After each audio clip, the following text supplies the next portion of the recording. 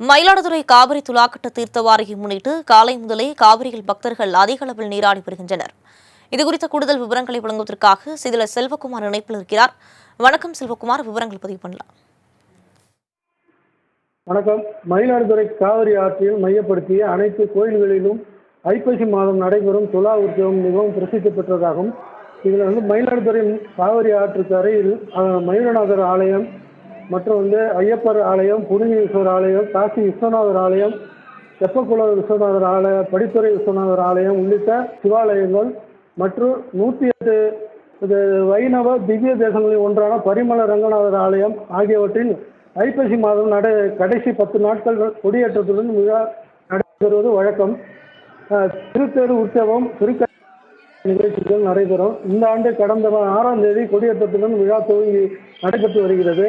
விழாவின் முக்கிய நிகழ்ச்சியான காவிரி தீர்த்தவாரி இன்று மதியம் 1:30 மணிக்கு நடைபெறுகிறது. அப்போது ஆற்றின் இரு கரைகளிலும் அனைத்து ஆலயங்களிலும் இருந்து சுவாமிகள், அம்பாள் மற்றும் பஞ்சமூர்த்திகள் பக்தர்கள் காட்சி அளித்து தீர்த்தவாரி நடைபெறுவது வழக்கம். இதற்காக இன்று மாநிலத்தின் பல்வேறு பகுதிகளில் இருந்து பக்தர்கள் புனித நீராடி வருகை தந்துள்ளனர்.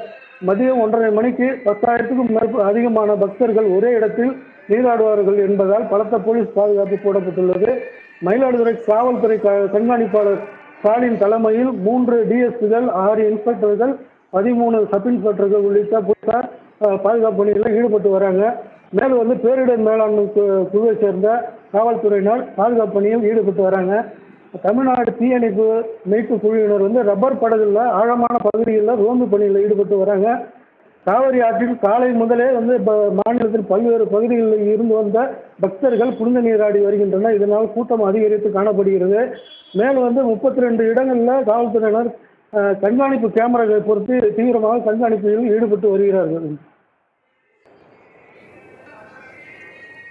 விரிவான விவரங்களுக்கு நன்றி செல்வகுமார்.